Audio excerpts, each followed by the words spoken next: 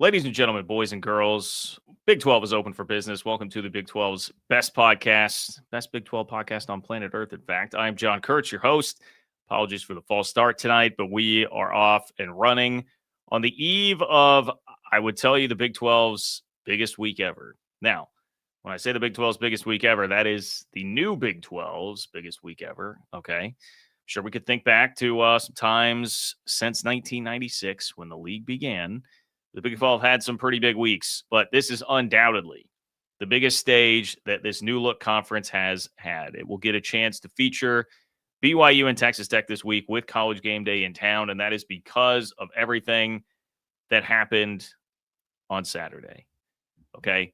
A lot of good things lined up, not just, and listen, I say this as a K-State guy, right? But for the sake of the league to get this spotlight, you needed Texas Tech to win in Manhattan. And getting a little bit of help from some teams in front of you to make this a top 10 matchup, that has been big for the Big 12 this week. Okay, so I want to talk about this, how the stage is set up, national love that is being shown for the Big 12 and for BYU and Texas Tech, even from SEC country, my friends. Even from SEC country, this has happened, okay? And it's gotten to the point where nobody can rage against the AP poll anymore. There are a lot of good things happening within just the context of the AP poll. And the early line from Vegas, man, double digits. BYU 8-0, unbeaten in the top 10, is a double-digit underdog this week. Why does everybody continue to doubt BYU? Even myself, much as I don't want to and I feel foolish doing it, I found myself doing it while prepping this show. So I want to talk to you about that. We've, of course, got some SEC propaganda going a little bit wild, going a little bit crazy. Boy, I am sorry, Arizona State fans, but you're going to have to deal with some more rumors about your coach here for a little while with another job that is opened, okay? Hope you guys are able to find this. I see Shorts All Year. It took a minute to find. I had to restart the stream, Shorts All Year, so hopefully this has become more accessible for everybody there. Just didn't get the audio locked in and working. After transporting this whole setup over to Manhattan over the weekend. So anyway, hope you all are finding this okay. Please like the videos you file in. Subscribe to the channel if you are not a subscriber. Look, if you're a college football fan, you want to hear about the college football world from a Big 12 perspective, this is the place. I appreciate everybody. If you're a Big 12 fan, this is definitely the place for you. But even if you're just a college football fan, you want to hear a different perspective that you're not getting typically out in the rest of the college football ecosphere, this is the place to come, and we welcome you all. We welcome you all. Subscribe to the Open for Business Big 12 newsletter that I put out twice a week, totally for free by going to ofbnews.com. You can also click the link in the description of the video, but it's ofbnews.com to sign up there. And here's the deal. Lots of people will be in the chat tonight. It should be a fun and lively chat, and I love all of you guys that are there. If you want to guarantee that your question or comment makes it on the show tonight, you can do so by clicking the $sign below the chat box. That will create a super chat. It's great if you can contribute that way. If not, no worries. Remember, just like and subscribe. If you're listening on the audio platforms, which you can now find this show, Spotify, Apple, Google, wherever it is that you find your podcast, you can find Open for Business there. Please do rate and review. All of that stuff really helps. All right, that's most of the housekeeping. The last thing I have for you, if you are not watching live, you can still be a part of the live show experience. You can still get your question or comment in by hitting me up on Venmo at John-Kurtz-4. Okay, John-Kurtz-4. If you drop me a line there with your donation, I will kick off the next show with it. That is what Gil did. And so thank you, Gil, for your support as always. Now, Gil, I do have to say, I was taking a look at this earlier, and I don't have a great answer for you on this. And I apologize for that. I wish I had something better. And maybe if someone in the chat would like to weigh in on this, feel free. But I think we're still like 2 weeks away from being able to like appropriately answer this, because Gil asked, now that Houston and Cincinnati lost, can you run through the scenarios of who could go to Arlington if BYU beats Tech, and then if Tech beats BYU? We just still have too many games left, I think, to appropriately go through this. There are still too many scenarios that could happen. I was trying to like walk through this and find some, see it like, is there a concise answer I can give him? Is there a concise answer I can give him on this thing? All right. I mean, if BYU wins, then BYU is going to obviously be in prime position, but BYU has such a difficult schedule left. Let me pull this thing up. They could still lose conceivably to TCU and Cincinnati. I suppose UCF too. I don't want to totally discount UCF, but rough weekend for UCF, getting beaten 30-3. BYU could still lose twice and then be jumbled up in that group of 2 lost teams, right? So you see what I mean when there's just like there's too much to decipher here. Just in fairness to TCU and Cincinnati, who definitely could win those games. The other part of this, Gil, I will at least take this opportunity to use the platform here to remind everybody, do not count out Cincinnati. And I know my live stream on Saturday night after the Utah game was largely about, hey, these look like 3 playoff teams from the Big 12. Cincy didn't look the part on Saturday for that, but they still only have 1 league loss and they host BYU. Like Cincinnati absolutely can just win out and be in the Big 12 championship game. Okay, so I want to make that abundantly clear as well. Don't discount Cincinnati out of this group. If Tech were to win, then you've got Tech and BYU and Cincinnati all with 1 loss there. It's just there are too many scenarios, right? Like there are too many scenarios. Those 3 would be duking it out. I guess then you'd be looking at like a BYU. Cincy is almost like a play-in game there, but there are still losable games left for other teams on the schedule. And this is some of the beauty of what the Big 12 is offering down the stretch here, which I'm going to get to later. People are taking notice of this. A lot of complaints about how the Big 12 has done scheduling, and it's just virtually impossible to do in any way that satisfies everybody when you have this many teams in conferences. That's why it's dumb that we have conferences all this big. We should go back to, like regionalized, like 10 to 12 team conferences, but whatever. But it's actually worked out very well for the Big 12 this year, where you're getting heavy hitters matching up against each other, and it's all happening at the end of the year when you need it to be happening to get maximum spotlight, maximum exposure, maximum attention. It is happening. So that is a good thing, but that is the predicament we're in here, Gil, to like run through every single scenario. There's about the time of year that I really need to go look this up. That someone has always done like you can pick who wins each game and it'll pump out what the scenario is for the Big 12 championship game. I need to go find that again. Maybe I could start. Look, that's plug. Subscribe to Open for Business, the Big 12 newsletter. This is Open for Business, the podcast, but subscribe to the newsletter and I will make sure that I put that in there at some point. Okay. So I'm sorry that I can't answer your question a little bit better there, Gil, but I at least wanted to give you like the most comprehensive answer I could give you as to why there's not like a straight if A then B, if B then A response here, because there's just too much that can still happen. Like you've got, let me pull up the standings here just to show you like who would technically still be alive. So the obvious, BYU, Texas Tech, Cincinnati. But then beyond that, this group of teams with 2 losses, TCU, Arizona State, Utah, Houston, like all still alive. So you have 7 teams, regardless of how the Texas Tech BYU game goes. You have 7 teams that conceivably are still alive. I think one thing I was seeing on Twitter over the weekend was that a BYU loss is better for Utah. I have that right? No.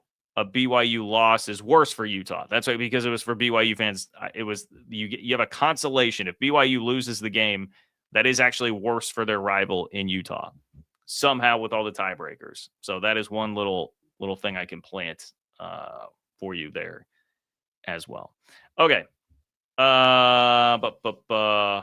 Okay. Well, this is good. Go follow Josh Furlong on Twitter. Thank you, Trevor. Josh Furlong, shout out to him, does an excellent job for KSL in Utah and covers the Utes as well as anybody. Go find Josh Furlong's Twitter account. I can't link it in the chat. It won't let me post links. Otherwise, I would. But if you go look up Josh Furlong, he will hook you up there. Thank you, Trevor, for that. I will go check it out as well after the show. Okay, so I said biggest week ever for the Big 12, right? This is the biggest week that the new look Big 12 has had in terms of national spotlight, importance relative to the rest of the sport. This is it. And even the most cynical of media folks about the Big 12 are now open and admitting this, whether it's the AP poll or even those from SEC country. All right. I've got an SEC country media source taking note of this. All right. Things worked out really well for the league this week. Now, the big one was if you're a Big 12 fan, if you're Brett Yormark, whoever, it was going to be better if Texas Tech would win to set up as big a matchup as possible with BYU. What I have said over and over again about this league, people have asked, how does the Big 12 get more respect? Well, number one, you win playoff games. Okay. But beyond that, like, you need some big games that like people pay attention to, where they're not just looking at it like it's these two boring teams I don't care about. Well, BYU and Texas Tech have been, I think, the biggest and best stories in the league this year. Now they're going to match up, and they're both ranked in the top 10. And that's another thing that happened this weekend. In addition to, hey, Texas Tech took care of business and set up this matchup, you also got a couple teams from the ACC losing in Miami and Georgia Tech that fall out of the top 10, and in go BYU and Texas Tech. All right. In go BYU and Texas Tech to make this a top 10 matchup. BYU is at 8. Texas Tech is at 9. That looks great. As dumb as some of this may be to talk about and think about from a branding perspective, when you're talking about, hey, they're going to flash up College Game Day live from Lubbock, Texas, number 8 versus number 9. That looks nice. That looks nice. All the Big 12 doubters, all the Big 12 haters, here's a top 10 matchup coming right at you from Big 12 country in Lubbock. Ancillary things. I mean, this week, a lot definitely happened in the Big 12. I don't know how much of it really relates to the spotlight being completely on the league this week, other than really the Tech thing and the ACC falling out that has now paved the way for much more spotlight to be on the Big 12. I think that is another thing I should mention, too, about the ACC. It's not just the mere, hey, you have a top 10 matchup, but it's no one's going to be talking about the big brands in the ACC now. They've all effectively eliminated themselves. I know Georgia Tech wasn't like a big brand, but they were an unbeaten top 10, sort of a BYU. They were like the BYU of the ACC. They're gone. Not unbeaten anymore. Not that big of a story. Miami becomes a story for negative reasons. Again, Florida State and Clemson are already tanking. Clemson lost to Duke on Saturday, by the way. So that helps. If getting a decisive winner in Utah-Cincy, I do think in a roundabout way can help in terms of setting the groundwork for maybe Utah is a non-Big 12 championship game participant playoff team. Winning another game that decisively is going to help them with the computer numbers that I already talked about. And it just helps people being like, damn, that's a pretty good team. Look at what they just did to a top 20 team in Cincinnati. So there is something to that, perhaps. Really, what you just got was a lot of clarity, which I suppose in some ways can help. Houston lost.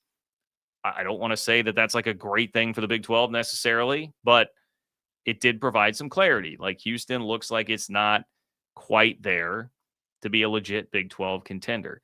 Arizona State stayed alive. Great story. Jeff Sims playing for now the out for the rest of the year, Sam Levitt, which sucks and is a horrible story.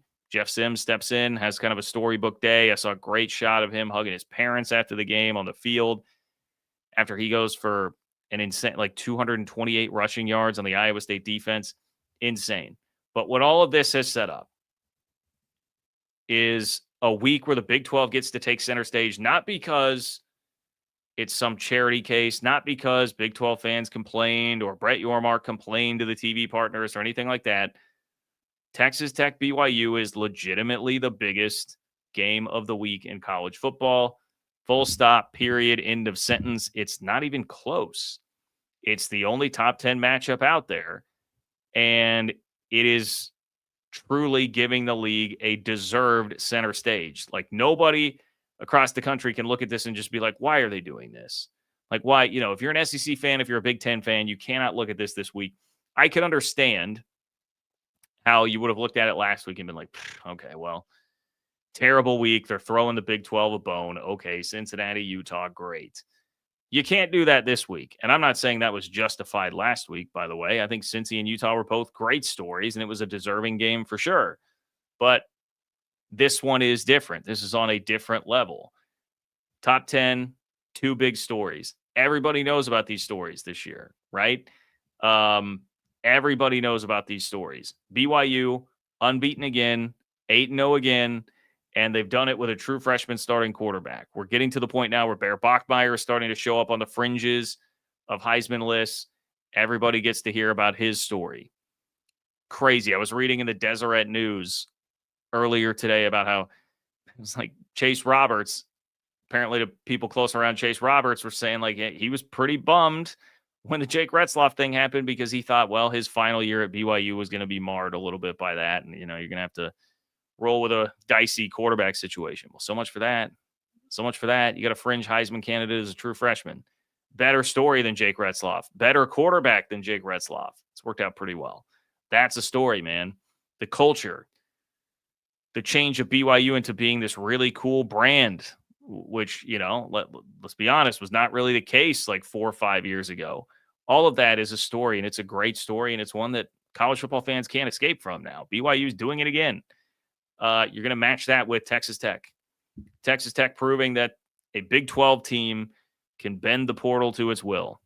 Big 12 team can go out there and spend wisely. Again, I will say that into this microphone every time I talk about Texas Tech. It is not fair to just say, well, they threw a bunch of money at the problem. No, they threw a bunch of money wisely. They spent wisely. James Blanchard did a hell of a job. They identified we need to go beef up the lines because that's where SEC and Big 10 rosters have us beat. We can bludgeon the Big 12 with that, but more importantly, we can compete in playoff games with that. They did an excellent job with it.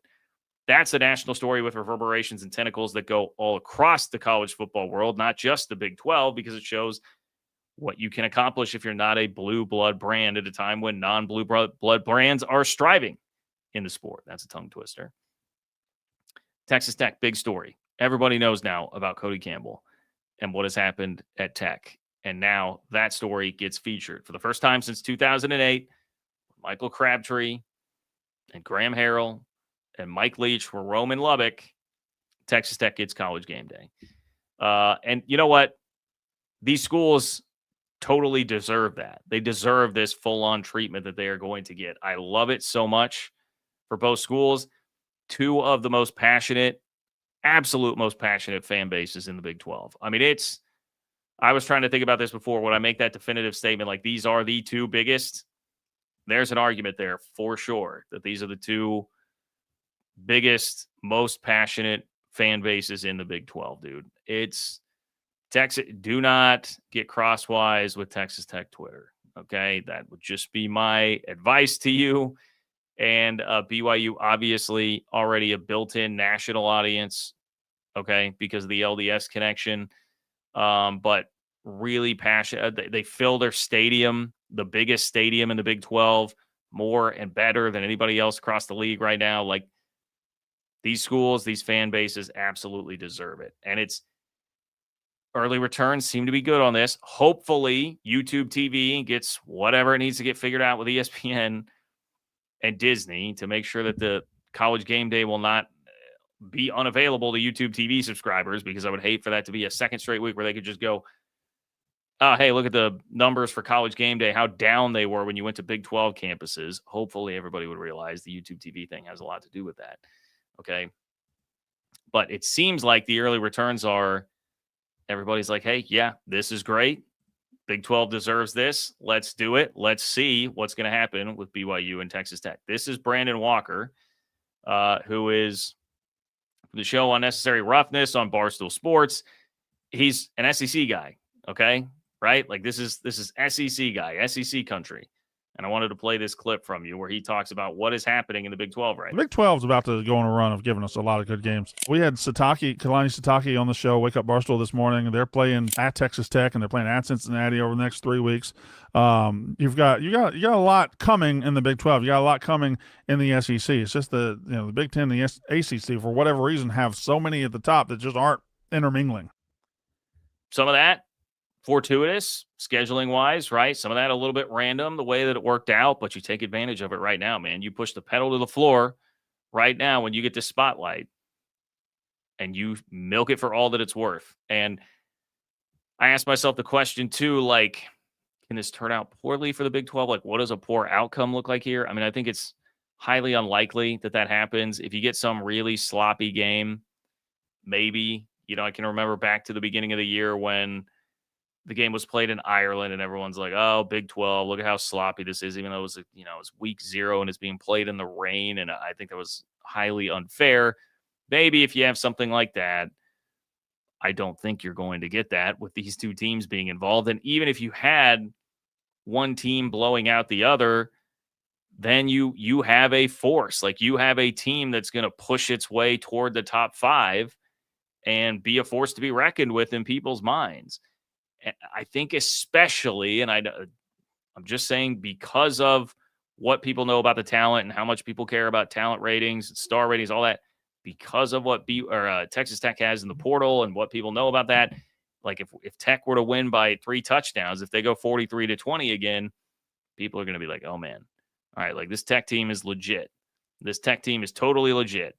They will earn a lot of legitimacy from that, which helps the league, and the ultimate idea here, which is to position yourself as best as you can in the college football playoff. But ultimately, if you just get a knockdown, drag out, great game, really close game, 27, 24, 30, 27, something like that, and both teams can kind of like boost their potential at-large status there for whoever's not going to win the conference, that is definitely your best outcome here. But it seems like there are a few ways for the Big 12 to lose this week. And I'm just looking forward to all the build-up to this game and everything that's going to happen surrounding this for the conference. Big 12 definitely needs this. All right, Pacific Northwest Ute, congratulations on your win on Saturday. By the way, click the $ below the chat box if you want to get your question or comment on, for sure. Like Pacific Northwest Ute here tonight says Utes were open to taking care of business. Yeah. Well, hey, the Utes were open for business. I think it's fair. We don't need to say taking care of business, Pacific Northwest Ute. We can go right with the branding. The Utes were open for business, man. Rice Eccles was open for business. A lot of business happening on Saturday night for Utah in that game. Thank you, my friend. Thank you for being here. Mitchell says Tech beats BYU. Most likely matchup in Arlington is a rematch of the two. BYU winning creates a logjam at 7-2, where Tech, Utah, and Arizona State all have chances. Okay, good. There's a great summary. Thank you, Mitchell. Thank you for the summary there. You guys did my job better than I could tonight. For Gil, who submitted that earlier. So, Gil, I hope this will suffice for you. And again, my apologies that I did not have a great answer for you.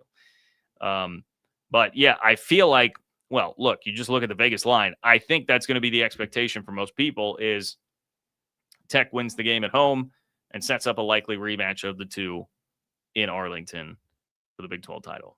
So, Mitchell, appreciate it. Thank you, my friend. Thank you for being here.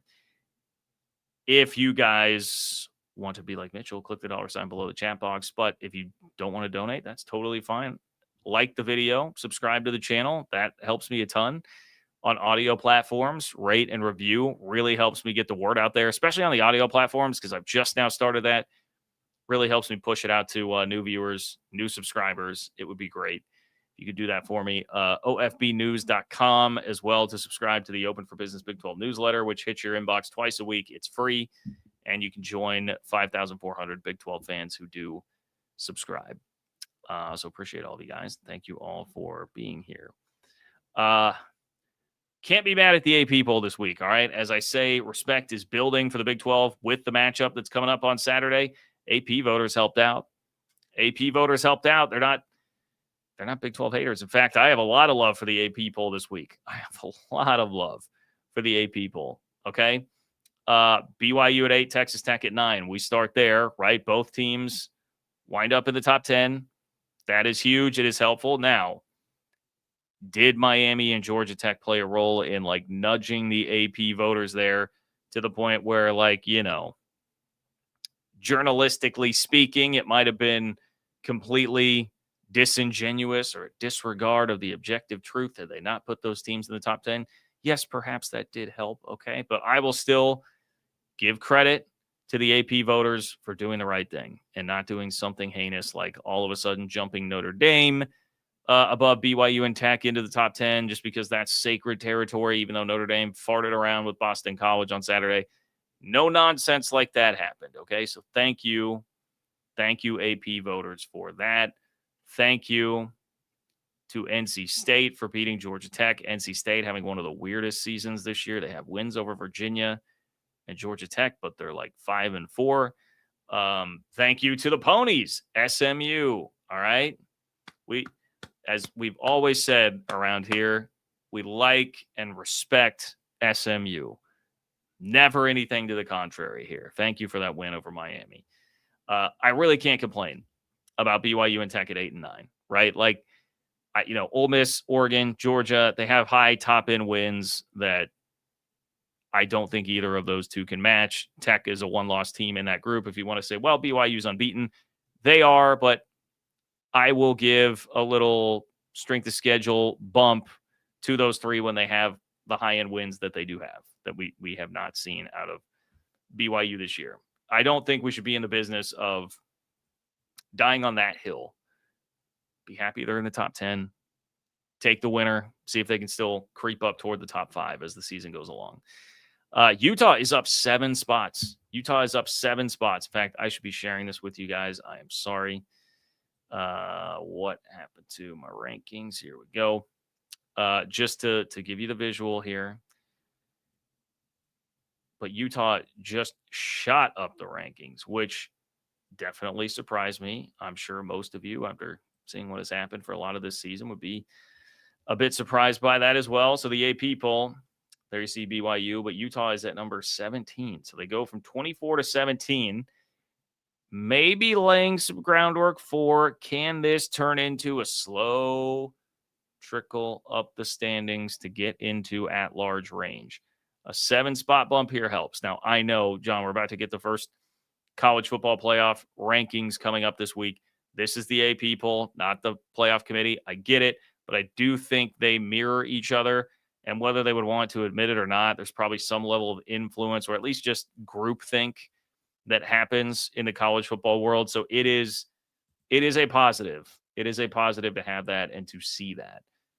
Can Utah continue to creep up, especially as Utah, you look at their schedule. I guess this is good and bad. They don't really have like a big time win opportunity the rest of the year, but their schedule is at Baylor, K-State at home, at Kansas. Those are 3 really winnable games for Utah.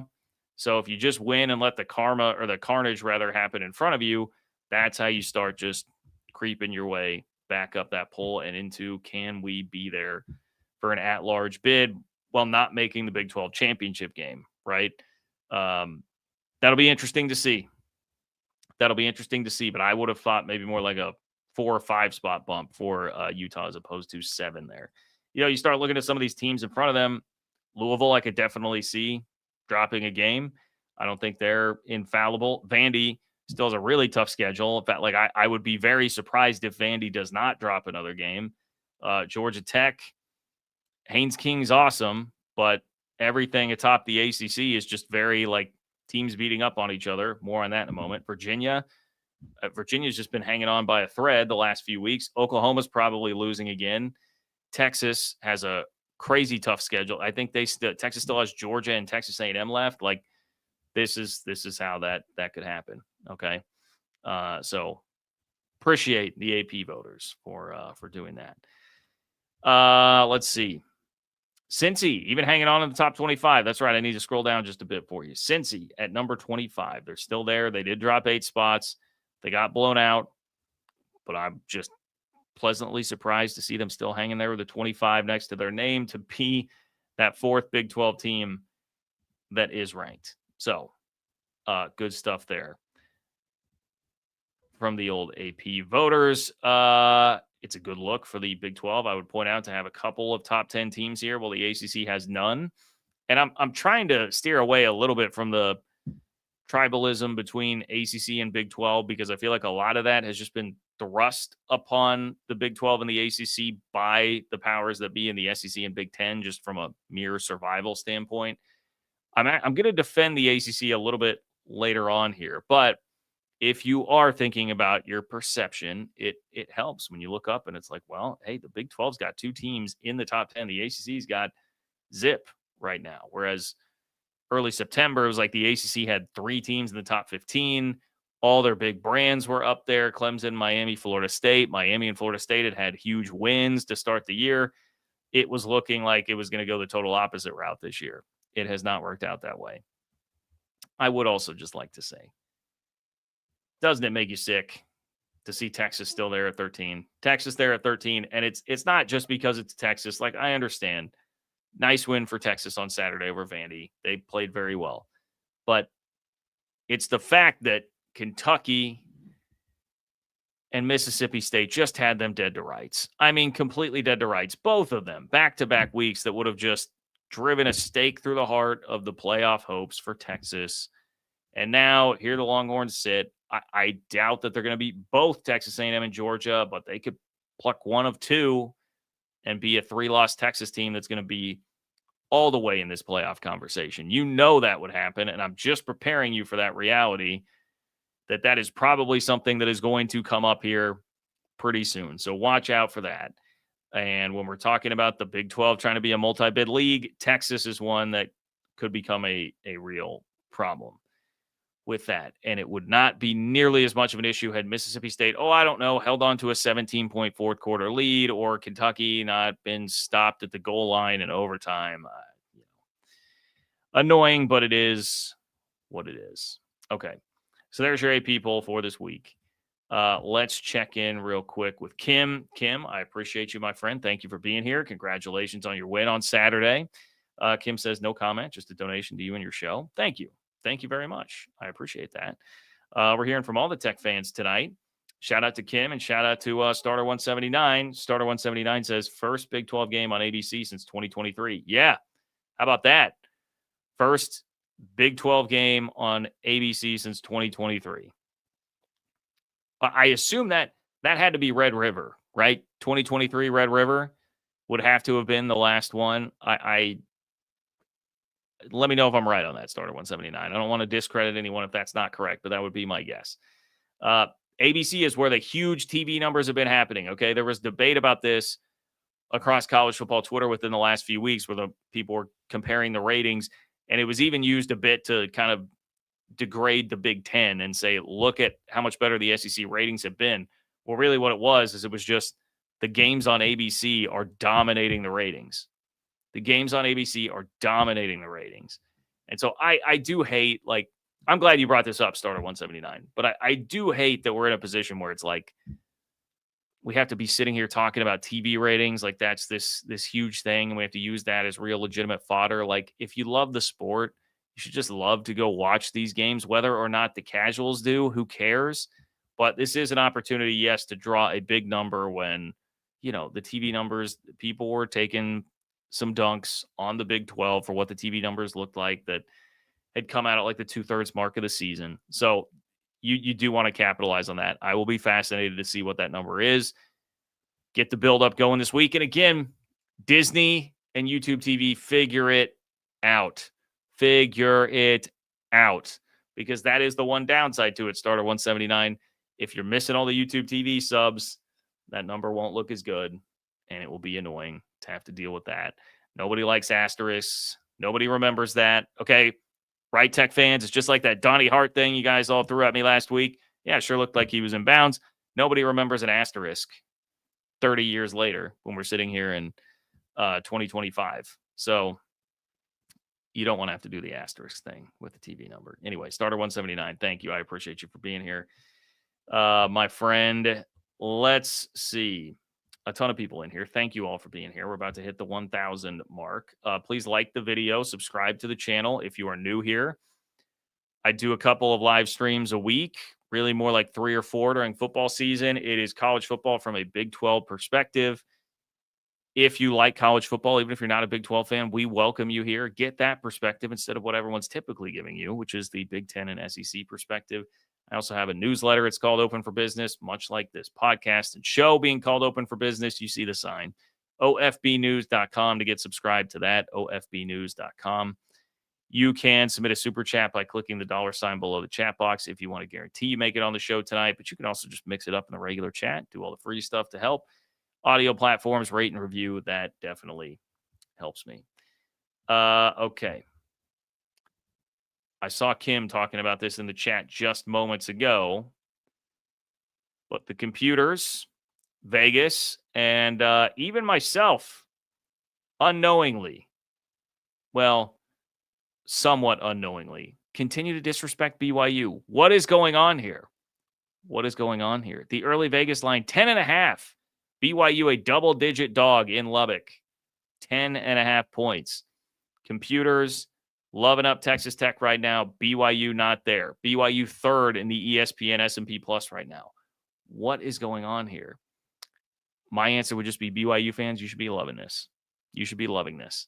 Everybody disrespecting the Cougars, and you as a top 10 unbeaten can go into a game where you can play the chip on your shoulder card, okay? So I bring this all up not to ruin your enjoyment of the season. Not at all. In fact, I would tell you, if I were in your position, I would say, yeah, count us out. Count us out. How many times has that happened over the last 2 years when we started 9-0 and then 8-0? Everybody counted us out last year. We just kept winning games. Everyone's been counting us out this year. We just keep winning games. Who cares? Who cares what they think? Give Kalani Sitake another reason to play the underdog chip on the shoulder thing in the locker room. May not matter a ton, but it matters a bit, probably. A little bit of extra motivation, push a little bit harder. I'm all for it. I'm all for it. Biggest game. When is the last time BYU played a game this big? I understand if you would say, hey, John, this is the biggest game BYU has played since, I don't know, fill in the blank here. I'm not enough of I don't know the historical context of BYU quite well enough to give you the answer to that. But the biggest game the program has played since whenever, a long time, it feels like. They don't need any extra motivation. Okay, maybe not. But even from just to quote Michael Scott, I might not be superstitious, but I'm a little stitious standpoint. I'd rather be the underdog. Well, you're a 10.5 point underdog. The over-under is 53.5. That means Vegas is seeing this game at about like 32-21. Texas Tech, 32-21. I think like a more realistic football score, 34-21, 34-23. I don't know, we're starting to get up there.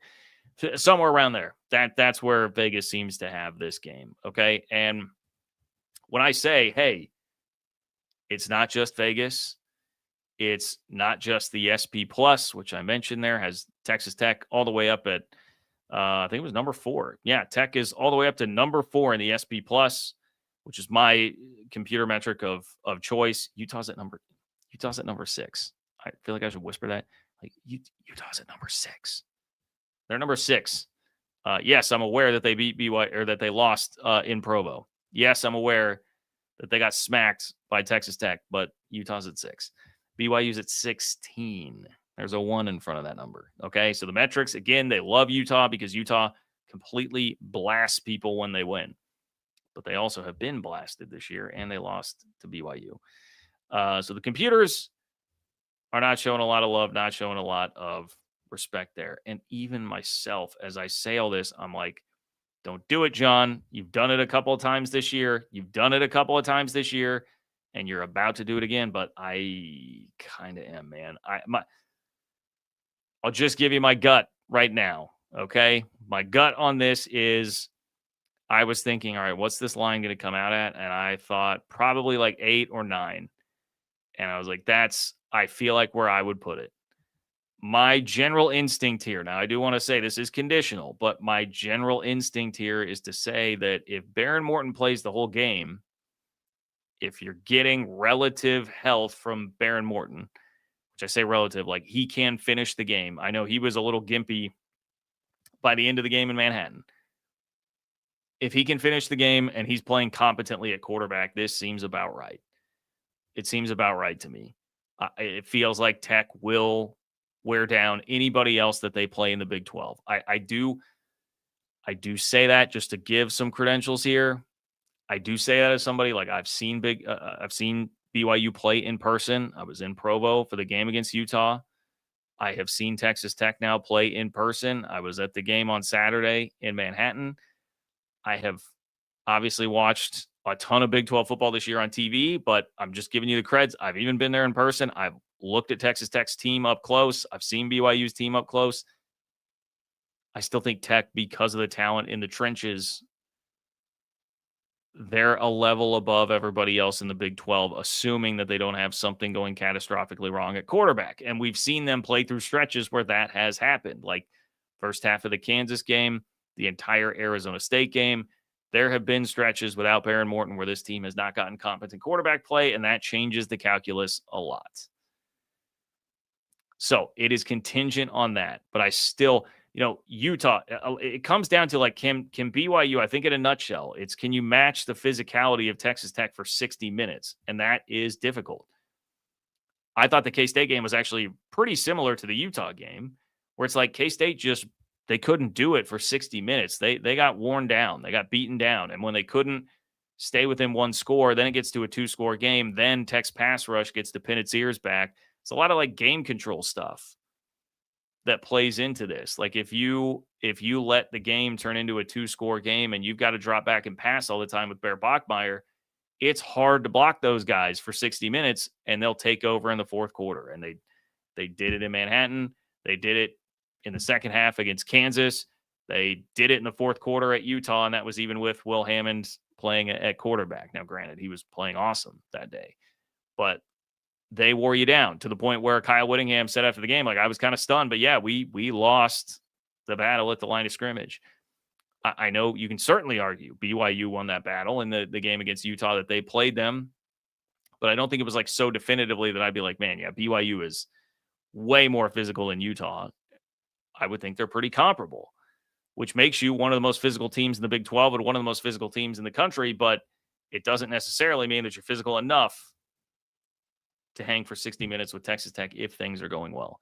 So that's my initial read on it, but I understand that, and you're fair if you're a BYU fan to come back and say, well, John, you have not had a very good read on this all year because you did pick Utah to win a close game in Provo, which I did. I was totally wrong on that. I thought the Iowa State game was a very tough spot for BYU. I didn't really give like an official prediction on that. But if you would have pressed me at the time, it's probably like a coin flip as to who I would have picked to win that game. I thought it was a really tough spot coming off the high of the Utah win, traveling to go play at one of the toughest environments in the Big 12 against a rested Iowa State team. Yeah, I had some doubts about that for sure. And BYU goes on the road and wins by a couple of scores. So take that with you. When I say, hey, embrace the underdog role, embrace it even from me as I use my like logical side of my brain here to like think through this. BYU's defied a lot of logic the last 2 years. And at a certain point, you just have to acknowledge that's who they are in a good way because they've got that culture. They do have a requisite physicality and toughness that brings a really high floor to every single game that they play in. They're extremely well coached. And now they do have a force multiplier quarterback in Bear Bachmeier, which I do not think that BYU had last year. You did not have a force multiplier quarterback who can make everyone around you better and like carry the team. And Bear Bachmeier is capable of that. I think he will have to do a lot of that against Texas Tech. And a lot of that's going to have to be with his feet because Tech, those pass rushers will just, they'll get you. They'll get you. Okay. So early thoughts on the game there. Let's check in with a few people here. Here's Mitchell. Mitchell says the playoff watch. Thank you, Mitchell, by the way, for your support. Mitchell says the playoff watch conversation we should be having is why Notre Dame is 7 spots ahead of Utah. Both have 2 losses to highly ranked teams, dominant wins, 1 top 25 win. Make it make sense. This is a good case, Mitchell. I like this. Let me pull these up to compare. Now, what people are going to say here is, okay, but Notre Dame, one of the losses was last minute to Texas A&M, who's unbeaten and number 3 in the country. That's a level above BYU and Texas Tech. You would certainly get that argument. Notre Dame's other loss now is to Miami, though, who has plummeted all the way to 18. And so that one has aged very poorly. That was also a close game at 27-24. That's a good case, Mitchell.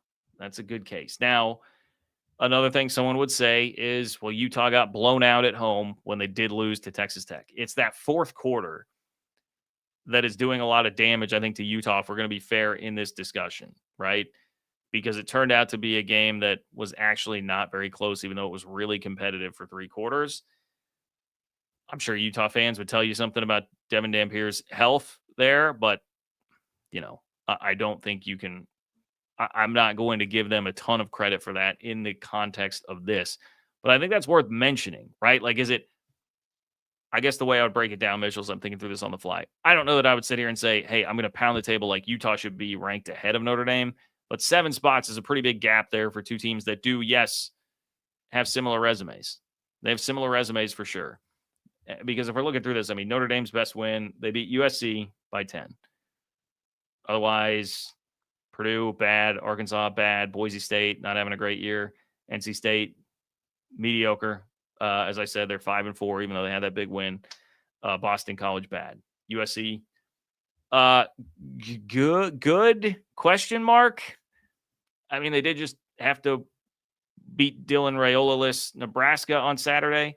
So, yeah, I think it's a combo worth having, and I don't think 7 spots between them is truly doing that justice. So that's a good one, Mitchell. I appreciate that, man. Thank you. Okay. Sorry, Joe. Joe, I'm sorry. If you really did mean, I'm reading here, Joe says, press wrong button, $50, elaborate on K-State fans leaving early. Joe, if you meant to only do 5 and you gave 50, DM me on Twitter. I'll get you the money back. I'll figure out a way to get you the money back on that one. I'll make that right if you want to. So JL Kurtz on Twitter, DM me and we can figure that out. Elaborate on K-State fans leaving early. Okay, well, boy, Joe's going to make me even more popular with ye old K-State fans, which some were not real pleased with the time that we dedicated to that on the 3-mile postgame show, which really, it just kind of came up.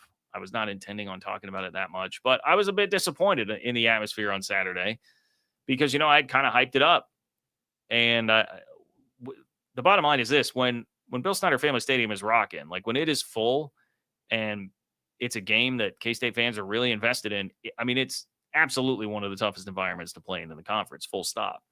In the late 90s, early 2000s, when K-State was winning 11 games 6 out of 7 years, I mean, that was literally every game, and it was one of the toughest environments in the nation.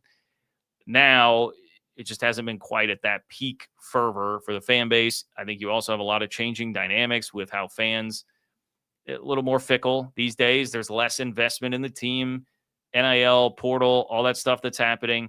In fairness to K-State fans, like I think fans are more fickle nowadays than they used to be.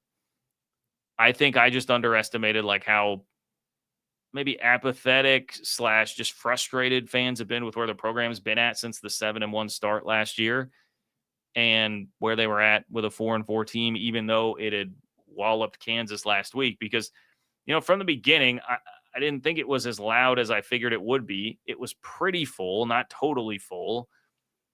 Pretty full. They announced it as a sellout. I mean, the upper deck definitely was not full.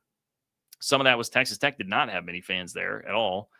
Didn't fill up their visitor section up top.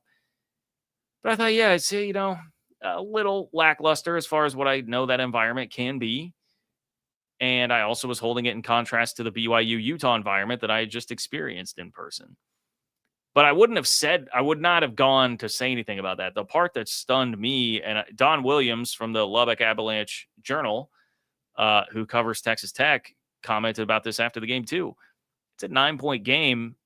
K-State had the ball, I think turned it over on downs at that point, down by 9 with, like midway through the fourth quarter, and fans start filing out in droves. Well, K-State got a stop and they got the ball back with like 5 minutes left. And it's like, man, you're busting one big play away from this being a 2-point game in the fourth quarter, Texas Tech having the ball with plenty of time left to get a stop and a field goal. And half the stadium was out, headed for the exits. The other frustrating thing has always been K-State has a reentry policy, so fans leave at halftime. They do not get back to their seats by the start of the third quarter, and the third quarter is always a much more dull atmosphere. Again, I don't think that's a unique problem necessarily to K-State, but all that just came together. I've always had some underlying frustration with that. I'm the media guy. I don't like being out in the cold. I don't have that toughness in me. I did once upon a time. Okay. Ask me about the 2000 Big 12 championship game at Arrowhead. I mean, I used to be the guy that would go brave all that stuff. That's not me anymore. You can call me soft if you want. The point here is if I'm thinking about what the best atmospheres are in the Big 12, it affects what I think about K-State's atmosphere. And that's sort of the point that I was making with all this. It's just like, hey, you guys want to do that. That's fine. That's your prerogative. I'm going to ding you the next time I'm doing a tier list on Big 12 atmospheres. Iowa State fans will go fill up a bigger stadium than Bill Snyder Family Stadium when their team is 4-4. They have not experienced as much success as K-State in football over the last 30 years. So I get that. You've got a generation of fan that probably appreciates that a little bit more than where K-State's at, but they do fill it up, and that makes for a tougher environment consistently. So that was really my point with it. Mildly frustrating. It's not like a huge deal. I get it. I get why the fans are upset about this season for sure. I share those frustrations. Anyway, that's the basic take there, Joe. That's the basic take. Let's see. I miss anything else there? Joe.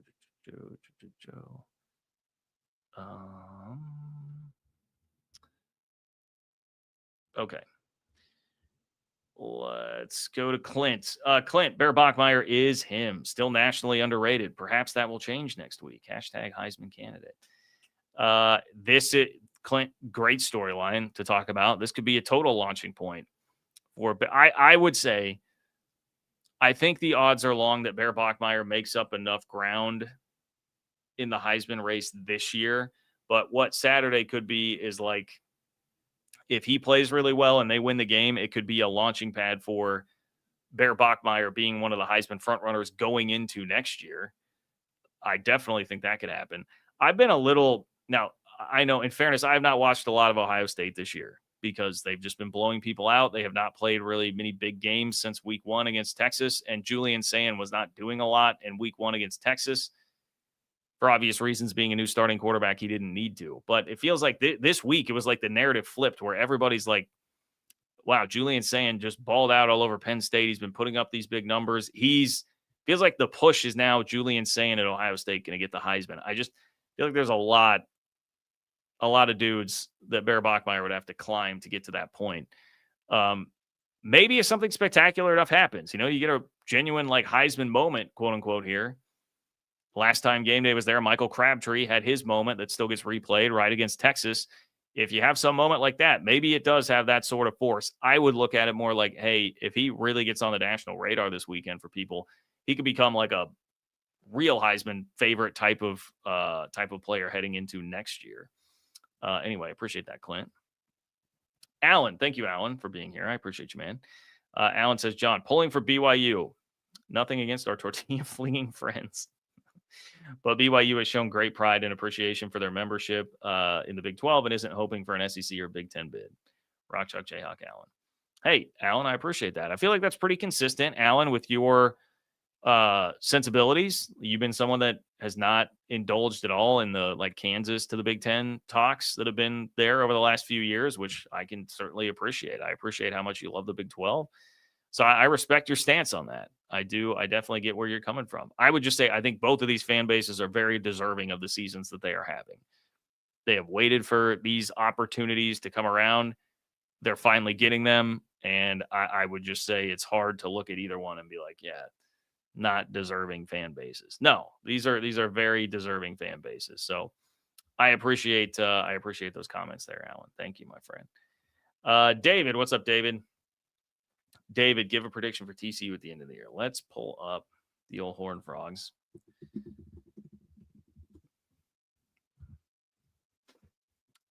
Okay. So TCU's got Iowa State at home. I mean, right now, that is a game TCU definitely should win. Now, I think it's a game they very well could lose. But this is a pretty tricky stretch, man. Iowa State at home, at BYU, at Houston, Cincy at home.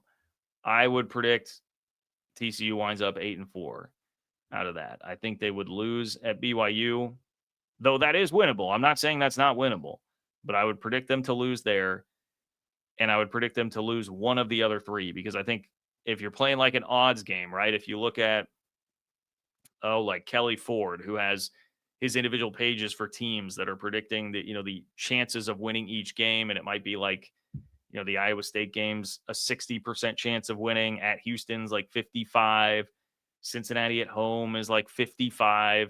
If you just do the math on those three, even though you're favored maybe in all three, you're losing one of them over the course of time because it's close enough with all three. That's kind of my logic on that. So I'd pin TCU at like 8-4 this year, which I think would be a fine season. I think at the end of the day, you'd be looking at that like, well, man, what happened in that game against K-State? Like how did we blow that? How do we blow a 17-point lead at Arizona State? Like you could look back at some of those as really frustrating ones. They're close, but I do wonder about how much TCU is going to regret that come the end of the year. So anyway, David, that's what I think on TCU right now. Okay, Teller 580. Let's table this Teller 580. I will come back to this. Dillingham, the Auburn conversation. I will come back to that. Okay. Let's squeeze this in. The SEC has become the Big 12. And what's funny is, of course, now that means, hey, it's a good thing to be the Big 12. It's a good thing to be the Big 12. Didn't you know that? Only if you're the SEC, though. Not if you are the Big 12 or if you are the ACC. It's November. We're about to get playoff rankings. And so you know what that means? You guys have heard Greg Sankey throughout this entire offseason, his big push to change the way we're ranking teams in the college football playoff because Lane Kiffin got in his feelings on Twitter last year that Ole Miss did not make the playoff, and Paul Feinbaum in his feelings about Bama not making the playoff, and some about South Carolina. We get it, right? They want to change the whole thing, rig the system. They want to gerrymander. I've been calling it gerrymandering. They basically want to gerrymander how the teams are actually selected. And so, of course, when we hit November, we're coming down the stretch run. We're getting into the key time. The SEC propaganda machine is going to be in full swing, man. And it has pushed me here to defend the ACC. Now, I said earlier, I would really like in general to bury the hatchet as much as possible with the ACC because I do think most of the reason the Big 12 and ACC have clashed and the tribalism has occurred there is just because you're pitted against each other. You're both looking up at the SEC and Big 10 and you're fighting for table scraps, and it's like this back against the wall mentality, right? They've put you there. But yeah, I have been known to engage in that, probably more than I should. And so here I am. I'm going to defend the ACC in a moment, all right? So first of all, I got to pull this tweet up for you. I didn't think of this until just right now. But Greg Sankey, before we're about to talk about him and getting his whole media apparatus in position, let's find this tweet from this weekend. Boy, this one made me sick. All right, we've got the YouTube ESPN debate going on, and look at Greg Sankey just shilling for Disney. Shilling for his big TV partner that puts his league on ABC to generate the monster ratings. Says problem solved, plenty of options in this environment, and saved a bit while making the change. Because Greg Sankey upgraded to the Disney Plus Hulu ESPN bundle. No big deal that YouTube TV is gone. Dude, this makes me want to vomit. Come on, man. This is why Greg Sankey well-earned the reputation that he has of kind of being like the dark Sith Lord of college football right now. Like, okay, you're going to step up and try to be with Disney to push everybody to Hulu or the new ESPN app that everybody says sucks instead of just giving us reasonable rates on YouTube TV. No, man. No, you can miss me 100% all the way with that, Mr. Sankey. Anyway, he's already got some of the messaging coming out. You're seeing through these SEC accounts, right? They're doing the bidding of Greg Sankey. I would imagine you're going to see Paul Feinbaum, coaches, Greg Sankey's own tweets, whatever communication he has. The pressure is going to start being put on the committee now, because the SEC does not have like these dominant teams up at the top. There is not Ohio State. There is not Indiana. I guess if you want to say Texas A&M's close, they haven't really been dominant. They've been a very good team. Texas A&M is not one of your quintessential late teens to early 2020s Alabama or Georgia team, right? That's not there. And so the SEC's feeling because of that, like a little antsy. We only got 3 in last year. Got to have more. We're a little bit antsy. So the rhetoric will start to ramp up here. Okay. And people around the country have been starting to take some digs. Ari Wasserman, respect to him from On3. He's already out there saying, hey, we need to have a conversation about the SEC. This was in response to the Florida-Georgia game where Georgia had to come back to beat Florida late. And Ari Wasserman was saying, we got to talk about this again. The SEC is not this dominant league once again this year, after not even playing for a national title each of the last 2 years. Of course, upset SEC fans to no end. But you're getting some whispers about that. Last week, South Carolina pushed Alabama to the absolute brink. It took a total collapse from South Carolina in the fourth quarter to not win that game against Alabama. So you're starting to see teams at the bottom that are just objectively not very good teams this year really push the teams up at the very top. So guess how that is being spun. Oh, man. Doesn't this just crack you up? Like, I realize I took the most extreme example there from him, but this is exactly what has happened. Is the SEC, because of the spreading out of talent in college football now, which has really only happened in the last 3 years in earnest, because that's when we got fully into NIL with what it is now and fully into the portal with what it is now. Talent's been more spread out, and so the SEC suddenly has become like the Big 12. It's become like what the ACC looks like this year. It's become a league where there's just a ton of parity. Anybody can beat anybody, and there's not historically dominant teams that could just hoard a 3 deep of players that would start at 75% of the Power 4 schools across the country. And so they don't know how to react to that. So now it's, well, we got to prop this up, even though 2-3 years ago we were saying, it was derisively said about the Big 12, like, oh, yeah, okay, anybody can beat anybody. Cute little conference. It's fun. All right, but it's not to be taken seriously. Well, now the SEC does it. Well, you guys don't take it seriously enough. This must be taken seriously because this is the SEC, okay? This means it's the NFL. This is further proof that the SEC is basically the NFL. And if we were talking about this year, like if we ran that by the SEC propaganda machine, what would they say about this? Because here's another conference where that seems to be very, very true. That's the ACC. Look at the ACC standings right now. Virginia, Georgia Tech, Pitt, Louisville, SMU, Duke. No Miami, no Florida State, no Clemson there. And we've seen that anybody can jump. SMU can jump up and beat Miami, right? NC State, not pictured on the graphic, can jump up and beat Georgia Tech. Anybody in that conference can beat anybody else in that conference. If we did that, what would SEC country say about ACC? Just applying the exact same words there to that. They would say that's ridiculous. And the ACC sucks, and it's a terrible conference, and blah, blah, blah, blah, blah. Just want to point this out. Get ready for it. This is the messaging that you're going to start to see, okay? This will be the narrative this year. Total pivot. We're the Big 12 now. Anybody can beat anybody any given Saturday, all that stuff, and it's because we are so great. Someone else does it, it's because their league is just not very good. There's nobody great at the top. When our league does it, it's because everybody is so awesome. Look, man, we've seen in the Big 12 this year, Arizona State can jump up and beat and then lose to Houston. Exact same thing happening in the Big 12 that's being talked about in the SEC here, but you would not catch them dead saying anything similar, remotely similar about the Big 12 like this. So, like, what's the difference between the two situations? According to SEC fan, it would be, well, one, trust me, bro. 2, 25 years of history, which I've already kind of stated here, not really that relevant because the game has changed so much. The paradigm has shifted completely in how this sport goes about sending the talent around, right? It's a talent acquisition is completely different. They would also, I'm sure, cite recruiting rankings, which, again, like the portal, look at where Texas Tech was in the portal this year. Like, things are changing a little bit there. Things are more spread out. Depth is different now in the SEC. You don't have these behemoth teams up at the top that you used to. I would even point to some data here, like what we talked about a couple of weeks ago with the SP Plus, ESPN's SP Plus. The difference between number 1 and number 17 in the country 5 years ago was 21 points. This year, it's 7. Okay? Objectively, it is much different. The SEC is not this far and away dominant conference that it used to be. And by the way, none of this is bad. Like, I know that I've been, I saw it in the chat. You guys like the word derisively. I know I've been basically talking down to this SEC homer on Twitter about this.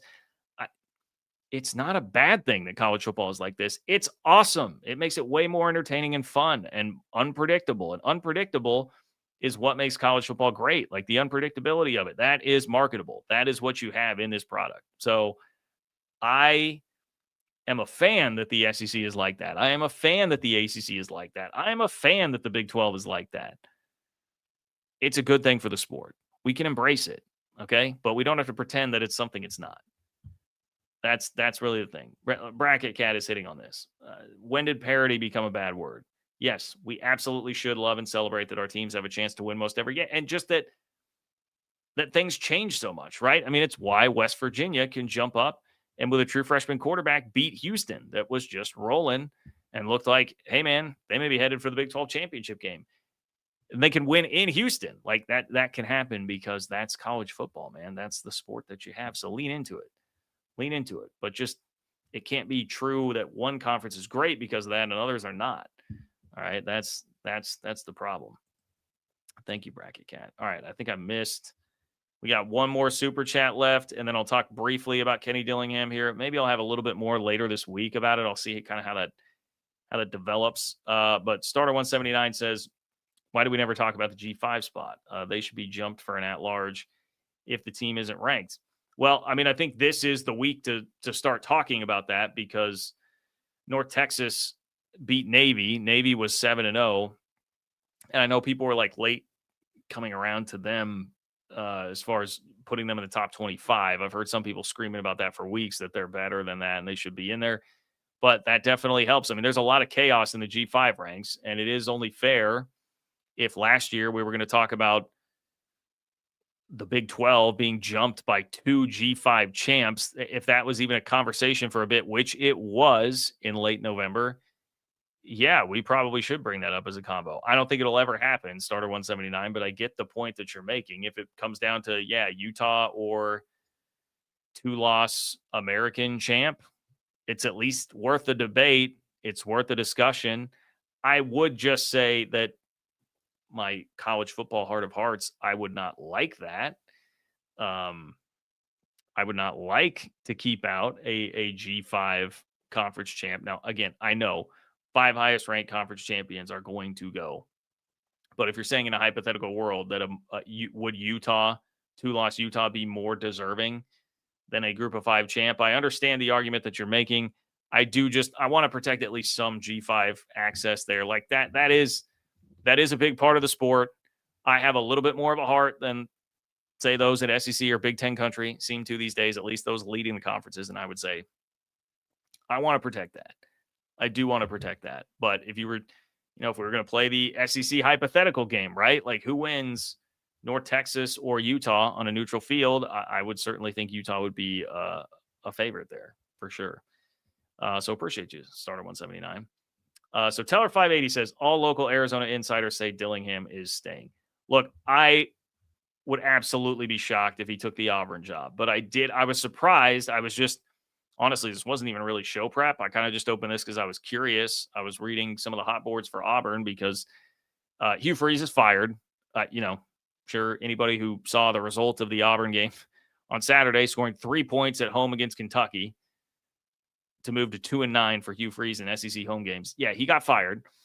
So, but name number 1 on Bruce Feldman's hot board at Auburn is Kenny Dillingham. Kenny Dillingham was the offensive coordinator in 2019 at Auburn.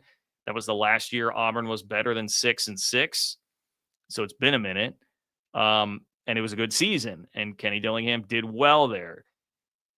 I would be stunned if he took that job. Here is what it says about Kenny Dillingham. It says Kenny Dillingham was Auburn's offensive coordinator in 2019. 35-year-old has been fantastic at his alma mater, taking the Sun Devils to the playoff in year 2, almost knocking off Texas. Arizona State finished 11-3 and number 7. Sun Devils are off to a 6-3 start this season, despite losing their standout quarterback, Sam Levitt, for the season with a foot injury. Dillingham is one of the most energetic and creative coaches in FBS, but would he leave his home for this job, especially when he has an easier path to the playoff in the Big 12 than he would in the SEC? That's definitely a part of it, right? Easier path to the playoff. It's also just, like, Auburn's a tough job, man, and there's a good chance that they'll just churn you out of there in 2.5 years. I mean, they go through coaches like crazy. You've got Alabama to compete with right in your backyard. I mean, that's it's got high upside, but that is one of the toughest jobs in the SEC because of who you're competing with directly there. That is a pressure cooker, tough job. And while it is a good job, I don't think it's a job good enough to leave your alma mater in a very comfortable position where you do have pretty good playoff access in the Big 12. I would be stunned. I would be stunned for sure if he took that Teller 580. I think he could take another job someday? Possibly, but I think it's got to be, especially in this day and age where, like, the Indianas of the world are proving you can win at Texas Tech, seemingly proving you can win at the highest of levels at virtually any Power 5 school if you get the financial backing to do it. Like, that lessens the gap between some of the big jobs that we think of and others, right? Because that's why, like, Kurt Signetti, not a slam dunk to be I mean, I know he signed an extension, but wasn't considered a slam dunk to be taking like the Penn State job or LSU or whatever, because you can do more at these other jobs now. So I'd be pretty surprised. Long story short, I'd be pretty surprised. All right, ran a little bit long tonight, but it's that time of year, everybody. There's a lot going on here. Thank you all for being here. Please do like the video. Ton of people in here. Thank you all for joining me. Please do like the video. Please subscribe to the channel. It definitely helps me out. If you're on audio, rate and review. And please, getting that kick started and jump started right now. That would be awesome if you could do that. You can also subscribe to the Open for Business Big 12 newsletter at ofbnews.com. That is ofbnews.com. Is that it? John-Kurtz-4 on Venmo. If you have a question or comment, you want to drop that in there. I will kick off the next show with it. So thank you all. It's been a fun one, and enjoy the build-up this week. I will talk to you soon.